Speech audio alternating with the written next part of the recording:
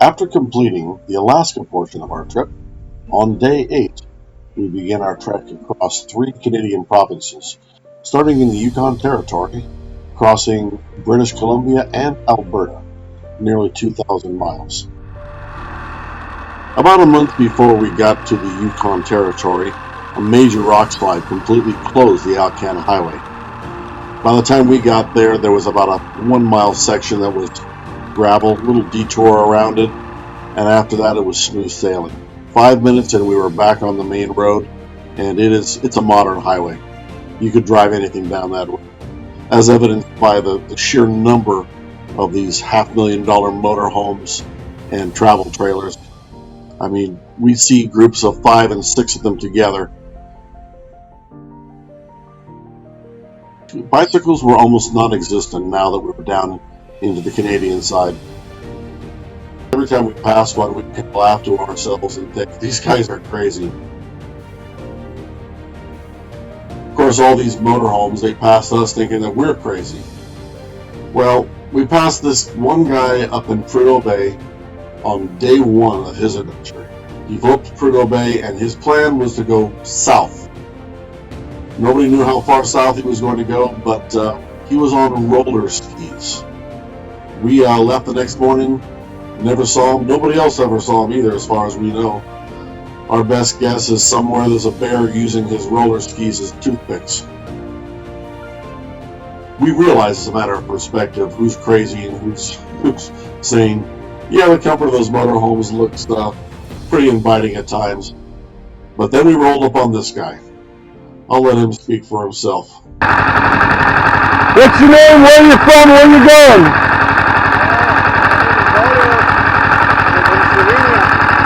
And I'm walking from Argentina up to Alaska, up to Prudhoe Bay. I started in Ushuaia in 2018. I can't hear it. Okay. I got my music too loud, sorry. No worries. Where are you headed? Argentina. Argentina? We just came from Prudhoe Bay. Okay, how is the road back? It depends upon whether it's raining or not and how recently the plow went by. Okay. Aside from that, it's all good. Okay, because from the border, 30K to Beaver Creek, it's a bad road. But yeah, otherwise it's good, I'm happy. The weather is good. It's good. What's your dog's name? Carlitos. I found her in Peru. She was abandoned on the street. So now she travels with me. She walks a little bit she rides. Yeah, it's good. Thank you for stopping, guys. Hey, have a good one. You too, safe trip. Good morning from Haines Junction. Ben and I would like to thank gentlemen for not putting a credit card down at the Alcan Motor Inn, so that the only room left after 6 p.m. was available. Hello, we are traveling from Haines Junction to Whitehorse, where we had lunch. We had pizza with flowers on it. Now we have traveled down the Alaskan Highway to this point, Jake's Corner, and we're going to continue on and spend the night in Teslin. Well, we don't know what river we're on. Seems to be some question about it. But it splits around this island right here, this rock island, and it's got some serious whitewater. Kayakers and rafters. It's a nice playground, I guess, depending upon the water temperature. Kind of remote. That doesn't. This is not like there's a road right there, so yeah, this is excellent. We're about 150 miles off of any nearest paved road. Liar!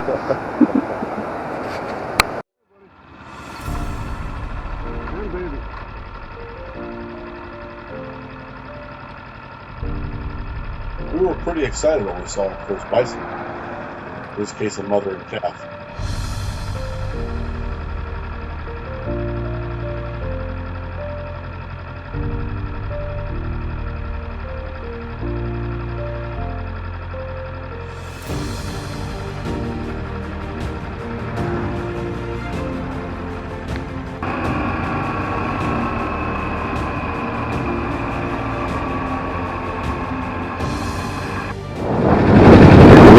nice more of a buffalo bison.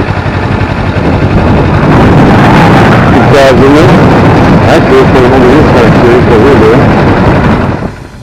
And by this point, we didn't even slow down, just slow enough to make sure we didn't hit any.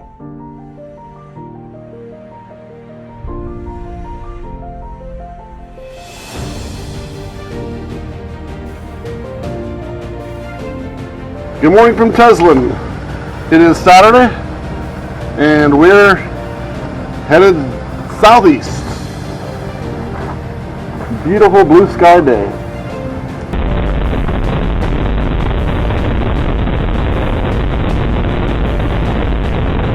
When I was a kid, my grandfather told me about the world-famous signpost forest at Watson Lake. According to Google, there are approximately 80,000 signs posted in this probably 2-acre area. It's impressive. My grandfather said he put a couple of signs up there in the early 1940s. He worked on the Yukon highway when they were constructing it, and then later on driving troop transports up to Alaska. Well, if at any point you're lacking enthusiasm, feeling a little tired, just pull into a place like this, or a restaurant along the Yukon where you see one of these tour buses. There are people who spend sometimes thousands of dollars to fulfill one of their bucket list items, to drive the Yukon and see the sights of Canada and Alaska, anywhere from 4 days on up to 20. If you pull off and they see your motorcycles, they will come over to your bikes, crowd around you, and ask questions as long as you're willing to stand there and answer. One guy actually offered me his ticket on the bus and to trade his wife for my motorcycle. Canada is full of natural resources, especially oil, gas, and coal.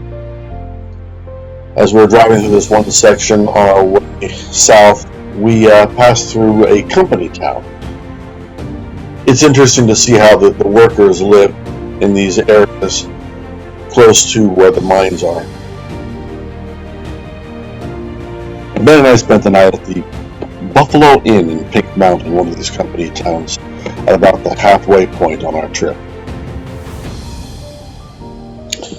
And then along Highway 97, we found this little jewel. Muncho Lake, this beautiful Norwegian or Swedish style chalet. We kind of splurged for the night, but well worth it. And here's our lodging for the night.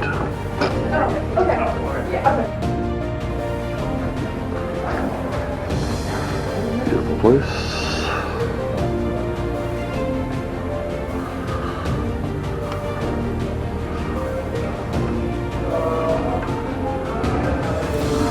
The dining room looking out over the lake.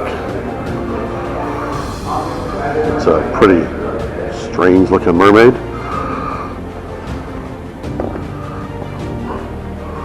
More rooms above. And usually we show you our room where it's all pretty and nice looking. Well, this is what it looks like most of the rest of the time. We need a larger room because we have to spread out. There's quite a bit. This is my charging station for everything. It takes me the whole night to get all my devices charged. Drone, laptop,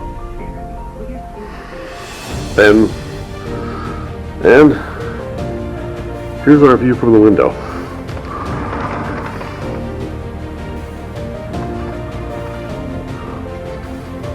Pretty nice location. Welcome to Muncho Lake. And our bikes are right over there.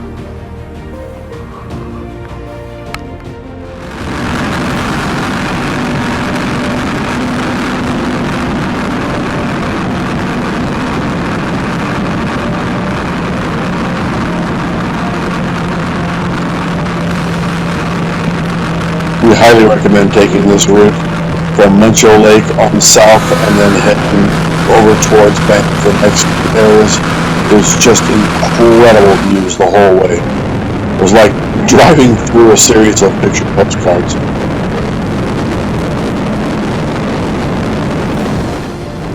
Well, then they're on the road.